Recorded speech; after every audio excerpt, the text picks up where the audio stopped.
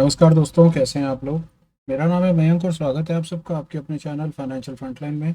सबसे पहले standard disclaimer, मैं कोई सेबी रजिस्टर्ड मेंबर नहीं हूं। जो भी इंफॉर्मेशन शेयर कर रहा हूं या करना चाहता हूं, पर्पस इसका सिर्फ एजुकेशनल है, इससे ज़्यादा कुछ भी नहीं। मैं और मेरा चैनल आपको कभी भी किसी भी तरह के कोई टिप्स ट्रिक्स रिकमेंडेशन नहीं देना चाहते।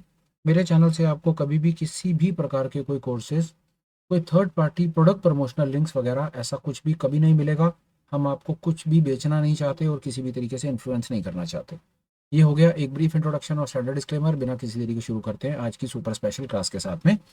स्विंग ट्रेडिंग अपॉर्चुनिटी फाइंडिंग एक ऐसी जगह है जहां पर हम मार्केट में जाकर के चेक करते हैं कि कहीं कुछ ऐसी अपॉर्चुनिटीज अवेलेबल तो नहीं जहां पर हम कोई अपना एक बुलिश बायस बना सकें, बेरिश बायस बना सकें, जहां पर हम कुछ मोमेंटम के बेसिस के ऊपर कुछ स्क्रिप्ट्स में ट्रेड करके कुछ प्रॉफिट जनरेट कर सकें। अब नहीं करेंगे डिले, चलेंगे और देखेंगे बाजार में हमारे पास आज आपको बताने के लिए क्या है। सबसे पहले बात करेंगे उस चैलेंज की जो हमने कुछ दिन पहले लिया।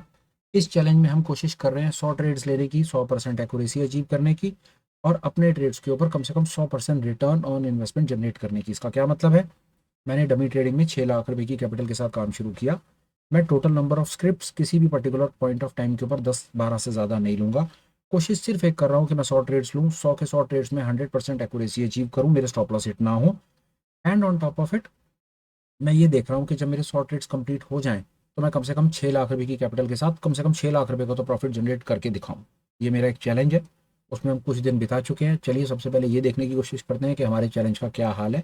जो स्क्रिप्ट्स हमने फाइंड की हुई हैं, कहीं उनके अंदर स्टॉप लॉस तो हिट नहीं हो गया, कहीं हमें अपनी गिनती दोबारा से तो शुरू नहीं करनी होगी। आइए चलिए स्क्रीन पर और देखते हैं क्या चल रहा है। सबसे पहले मैंने स्क्रिप्ट जो लगा रखी है वो है परसिस्टेंट।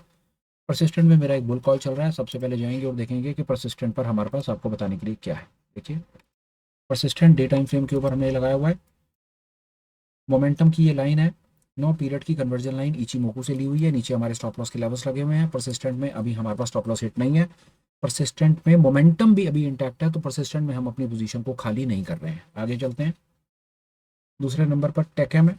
टेकएम पे देखते हैं क्या चल रहा है। आइए, टेकएम पर भी सेम सिचुएशन है। जब तक कोई रेड कैंडल हमारी इस वाइट लाइन को ब्रीच करके नीचे क्लोज नहीं दे देगी तब तक हम अपना ट्रेंड इंटैक्ट मानेंगे, तब तक हम ट्रेड से बाहर नहीं निकलेंगे। तो फिलहाल टेकएम पे इंटैक्ट। तीसरे नंबर पे एचसीएल पे देख लेते हैं क्या चल रहा है। एचसीएल टेक, यहाँ पर प्रॉफिट की पोजीशन है, आज थोड़ा सा बढ़ करके बंद हुआ है, तो यहाँ पर तो कोई ऐसी बात नहीं है। ये ट्रेड हमारा फिलहाल प्रॉफिटेबल है। ग्लेनमार्क को देखते हैं और नौकरी.com को देखते हैं। ग्लेनमार्क पे क्या चल रहा है। ग्लेनमार्क मोमेंटम इंटैक्ट है, अभी पोजीशन खाली नहीं करनी है। नौकरी.com पर भी देखते हैं, नौकरी पर क्या चल रहा है। आइए नौकरी को देखते हैं। नौकरी पर भी अभी फिलहाल मोमेंटम इंटैक्ट है, स्टॉप लॉस नीचे है, तो यहाँ पर भी अभी फिलहाल पोजीशन खाली नहीं करनी है। और आगे चलते हैं। लाल पैथ लैब हम अपनी लिस्ट में से बाहर निकाल चुके हैं। यहाँ पर मोमेंटम लूज हो गया था, तो अब इस पर्टिकुलर स्क्रिप्ट का यहाँ पर कुछ खास रेलेवेंस रह नहीं गया है, तो अब हम इसको अपने पोर्टफोलियो से नहीं डिलीट नहीं करते हैं। कम से कम ये लगा रहे तो पता चलता रहेगा कि हमने कौन सी पोजीशन को बाहर निकाला है। लगा रहने देते हैं। पॉलीकैप को देखते हैं और डेस लैब को देखते हैं उसके बाद। पॉलीकैप पे क्या है। पॉलीकैप पे भी फिलहाल ट्रेड इंटैक्ट है, मोमेंटम अभी चल रहा है, अभी इससे बाहर नहीं निकलना। और इसके बाद अगली स्क्रिप्ट आती है Divi's Lab. Momentum intact, stop loss नीचे। स्टॉप लॉस का लेवल भी मैं आपको साथ में लगा के दिखा देता हूँ। स्टॉप लॉस हमारे आमतौर पर होते हैं फ्रैक्टल्स और उसके नीचे ये लेवल्स। फ्रैक्टल्स बहुत दूर हैं तो स्टॉप लॉस तो भी इंटैक्ट ही है, कोई ऐसी बात नहीं है। तो ये हमारे स्टॉप लॉस के लेवल्स भी इंटैक्ट हैं और मोमेंटम भी इंटैक्ट है। डिविस भी हो गया। इपका लैब और एमसीएक्स देख लेते हैं। इपका लैब्स में तो तेजी रही है, यहाँ पर तो कोई ऐसी बात ही नहीं है, ट्रेड इंटैक्ट है, प्रॉफिटेबल पोजीशन है। और एमसीएक्स में क्या है, लेट्स सी, अगला एमसीएक्स ही था आई बिलीव, हाँ एमसीएक्स। तो एमसीएक्स में भी पोजीशन हमारी प्रॉफिटेबल है, तो यहाँ पर भी फिलहाल कुछ खास करने के लिए अभी नहीं है। और आगे चलते हैं और हमारे पास क्या है बताने के लिए जी। डिक्सन और ट्रेंट और कोफोर्ज। डिक्सन को देखते हैं क्या चल रहा है। बढ़िया ट्रेड चल रहा है, यहाँ पर भी कुछ खास करने का काम नहीं है। कोफोर्ज को देख लेते हैं। कोफोर्ज भी ठीक चल रहा है। और लास्ट में ट्रेंट, ट्रेंट को देखते हैं। ट्रेंट में थोड़ी गिरावट आई है, स्टॉप लॉस के लेवल अभी इंटैक्ट है और मोमेंटम अभी इंटैक्ट है, तो यहाँ पर भी अभी ट्रेड से बाहर निकलने का समय नहीं है। फिलहाल में मैंने आपके साथ में पोजीशंस अपनी शेयर कर दी जो मेरे ट्रेड्स में चल रहा है। ट्रेड्स में मेरी सिचुएशन ये कि अभी तक आज मेरे को अपनी किसी भी स्क्रिप्ट से बाहर नहीं निकलना है। दूसरा, फिलहाल में मार्केट में कोई बहुत ज़्यादा आज कोई तेजी का मूड माहौल नहीं था, तो मेरी समझ कहती है फिलहाल हम उसको अपने आप को कोई बहुत ज़्यादा स्ट्रेस लेकर के अननेसेसरी लेग शिफ्टिंग के भी मूड में पड़ने का कोई फिलहाल आज मूड और माहौल नहीं है। चलिए एक बार को देख लेते हैं कि कौन कौन सी पोजीशंस प्रॉफिटेबल रही हैं, वहाँ पर अगर हमें जैसे इप्का लैब्स में डिक्सॉन में 100 रुपये से ऊपर का, इप्का लैब में 16 पॉइंट की बढ़त रही है। तो इप्का लैब्स को देखते हैं कि इप्का लैब्स में हम कुछ कर सकते हैं क्या। इप्का लैब्स है 20 पॉइंट का स्प्रेड है और 16 पॉइंट की बढ़त है, तो इप्का लैब्स में मैं कुछ नहीं करूँगा। जैसा मैंने कहा कि मार्केट में कोई बहुत ज़्यादा आज मूड बॉल नहीं रहा। डिक्सन में 100 पॉइंट की तेजी रही है, तो डिक्सन के ट्रेड को देखते हैं। डिक्सन में क्या है, डिक्सन में कुछ कर सकते हैं क्या। 800 900 100 पॉइंट का स्प्रेड है और 100 पॉइंट की तेजी है, तो थोड़ा सा और बढ़ने देते हैं जल्दीबाजी मचा करके। यहाँ पर लेग शिफ्टिंग अभी नहीं करते। तीसरे नंबर पर कोफोर्ज है और एचसीएल है। कोफोर्ज में 40 पॉइंट की तेजी रही है, तो कोफोर्ज को देखते हैं। कोफोर्ज में स्प्रेड कितने पॉइंट्स का है, 100 पॉइंट का स्प्रेड है सर। अभी कोफोर्ज में कुछ नहीं करना। और कोफोर्ज के बाद एचसीएल और एमसीएक्स को देख लेते हैं। एचसीएल में कितने पॉइंट की तेजी रही है वो देख लेते हैं। 8 पॉइंट की तेजी है, ना इस कुछ किया जाए। एमसीएक्स में 27 पॉइंट की तेजी है। एमसीएक्स को 1 मिनट के लिए देखना जरूरी हो गया है कि एमसीएक्स में क्या चल रहा है।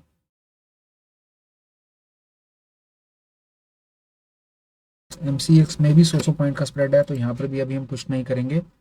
परसिस्टेंट में 6 पॉइंट और नौकरी में 5 पॉइंट। तो मेरी समझ वही था कि मार्केट में थोड़ा मूड माहौल आज कोई बहुत ज़्यादा एग्रेसिव नहीं था ना होने के चक्कर में। तो अभी फिलहाल में हमने क्या चीज़ अचीव करी कि हमारा किसी भी ट्रेड के अंदर में मोमेंटम का या स्टॉप लॉस का लेवल हिट नहीं है।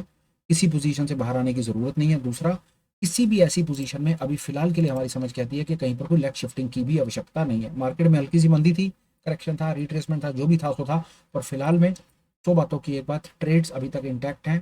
प्रॉफिट और लॉसेज आपके सामने हैं। किसी भी ट्रेड से बाहर आने की आवश्यकता नहीं है। ये हो गई बात। अब चलते हैं आगे और देखते हैं। आज हमने थोड़ा सा और काम करके देखा और हमने क्या ऑब्जर्व करा। चलिए आइए 1 मिनट और बात करते हैं आपके साथ। 2 मिनट सेक्टर्स पर बात करते हैं, फिर आपको कुछ और चीज़ बताता हूँ। सेक्टर्स को बड़े टाइम फ्रेम पर देखने की कोशिश करेंगे कि सेक्टर्स में हो क्या रहा है। कोई एक ऐसे सेक्टर देखने की कोशिश करते हैं जहां पर मुझे लगता है कि कहीं पर कोई बाइंग का मौका दिखता हो, वो फाइंड कर लेते हैं। 1 मिनट। रियलिटी में कुछ नहीं, मीडिया में कुछ नहीं, कंज्यूमर ड्यूरेबल कुछ नहीं, एफएमसीजी में नहीं, natural gas, consumption, infra, MNC, PSU bank, CPSC, oil, IT. IT को देख सकते हैं। आईटी इतने इस पसार में और इस पर्टिकुलर सिनेरियोज में आईटी जो है अभी भी स्ट्रांग खड़ा हुआ है। फार्मा को डेफिनेटली देख सकते हैं, नोटिस में रख सकते हैं। और आगे और कहाँ पर बात कर सकते हैं, कहीं पर नहीं। फिलहाल में मेरी समझ क्या आती है, आईटी और फार्मा, जो हमने इन्फॉर्मेशन ऑलरेडी अपने टेलीग्राम पे शेयर कर दी थी। आईटी और फार्मा एक ऐसे सेक्टर्स हैं जहां पर आप थोड़ा सा कहीं आपको कुछ अपॉर्चुनिटी मिले तो वहां पर आप अपने कोई बाइंग के सौदे बना सकते हैं, पहली चीज। दूसरा, हमने क्या किया, हमने अपनी एफ एंड ओ की लिस्ट में हम दोबारा गए देखने के लिए कि मार्केट में कहीं पर कोई अपॉर्चुनिटी है। अनफॉर्चुनेटली या फॉर्चुनेटली हमें हमारे सेटअप के हिसाब से आज कहीं पर भी, जो स्क्रिप्ट मैंने 150 लगा रखी हैं और जो मैं सेटअप यूज करता हूँ उसके हिसाब से मुझको कहीं पर कोई अपॉर्चुनिटी फिलहाल में तो दोस्त नहीं नजर आई है। तो अननेसेसरी हम आपको कोई स्क्रिप्ट ऐसी शेयर नहीं करेंगे जिसमें हम खुद खुद पोजीशन ना बनाएं। तो फिलहाल के लिए वो भी मैं आपको दिखा देता हूँ मैंने क्या किया। चलिए आपके साथ एक और बड़ी मजे की बात करता हूँ।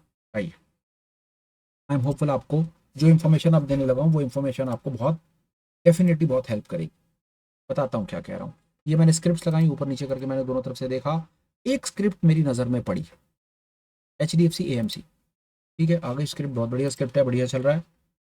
मैं इसके डे टाइम फ्रेम पर गया, मुझे डे टाइम फ्रेम के ऊपर भी बहुत ठीक ठाक सा लगा। और देखिए, मैं जब इसके वॉल्यूम पर गया तो मुझे वॉल्यूम भी बड़ा इसका सब्सटेंशियल बहुत बढ़िया वॉल्यूम लगा। मैं डेफिनेटली इसके अंदर एक बुल पोजीशन अपनी बनाने लगा था। पर मैंने जब एक और अपना फिल्टर लगाया जिससे मैं स्क्रिप्ट को आइडेंटिफाई करता हूँ, तो यू वुड बी सरप्राइज कि मेरे को वहां पर क्या आकर के मिला। जब मैंने ऑर्डर ब्लॉक लगाया ना, तो ऑर्डर ब्लॉक में ये चीज निकल करके आई कि प्राइस एक ऐसी जगह पर आया खड़ा है जहां पर तो इसको थोड़े समय पहले तोड़ के गिराया गया था और ये प्राइस आज भी उन्हीं लेवल्स के आसपास आकर के इसको वापस नीचे धकेला गया है। मतलब इसके सीधी सीधी बात है मेरे भाई, ये रेजिस्टेंस के लेवल अभी इंटैक्ट खड़े हैं।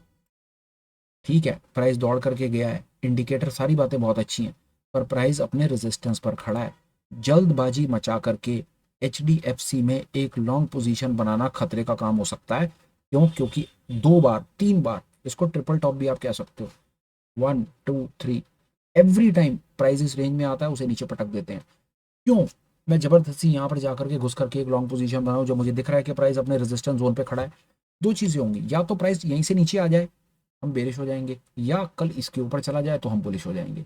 ये कारण है कि स्क्रिप्ट के इतना पास आकर के भी मैं आपके साथ में अपॉर्चुनिटी में ट्रेड भी नहीं ले रहा और अपॉर्चुनिटी आपको नहीं शेयर कर रहा, पर आपको साथ साथ अपना बायस क्लियर कर रहा हूँ कि मैं यहाँ पर HDFC AMC में बुल कॉल क्यों नहीं बना रहा, या मैं बाबर बुल पुट में तेजी क्यों नहीं खेल रहा, क्योंकि प्राइस अपने रेजिस्टेंस पे खड़ा है। इसका कल का प्राइस एक्शन या परसों का प्राइस एक्शन बताएगा कि यहाँ पर जो बैठा हुआ पंटर है, जो सेलर है, वो अभी जिंदा है या बायर ने बाजी मार ली है। ये था आज का सुपर स्पेशल अर्ली मॉर्निंग मेरा वीडियो। इससे पहले मैं कंक्लूड करूं, मेरे पास आपको देने के लिए हैं 2 छोटे छोटे अपडेट। अपडेट नंबर 1, आप हमें टेलीग्राम पर ज्वाइन कर सकते हैं, लिंक डिस्क्रिप्शन में मिल जाएगा। दूसरा, आप हमें एज अ चैनल मेंबर भी ज्वाइन कर सकते हैं। बेनिफिट होगा ये कि इवनिंग में ऑलमोस्ट अल्टरनेट डेज, हफ्ते में 2 से 3 बार हम ऑनलाइन मीटिंग्स करते हैं, जहां पर हम different thoughts, concept, strategies, indicators, price action, option strategies, what not, सब चीज़ें डिस्कस करते हैं। ऑनलाइन क्लास में पार्टिसिपेट करने का आपको मौका मिलेगा। वो ज्वाइन करने से आपको ये लाभ होगा कि आपका लर्निंग कर्व शॉर्ट हो जाएगा। जो चीज़ आपने फ़र्ज़ कर लीजिए 3 साल में सीखनी है ना, तो क्लास में बैठ करके आप चीज़ चांसेस हैं 2 सवा 2 साल 2.5 साल में सीख जाओगे। आपका टाइम बचेगा, आपको सवाल पूछने का मौका मिलेगा, जवाब आप ले पाओगे, अपने सवालों के भी जवाब ले पाओगे, और आप दूसरे लोग जो सवाल पूछ रहे हैं उनसे भी आप जवाब, उनके सवाल और जवाब से भी आप अपने स्किल को डेवलप कर सकते हो और ग्रो कर सकते हो। चैनल मेंबर एज ज्वाइन करने के लिए लिंक आपको डिस्क्रिप्शन में मिल जाएगा। फिलहाल के अर्ली मॉर्निंग सुपर स्पेशल में इतना ही है दोस्त। कोशिश करूंगा फिर मिलूं, कुछ काम की बात आपके साथ शेयर करूं। Till we meet again, bye bye, take care and have a superb day ahead. Bye bye friends, bye.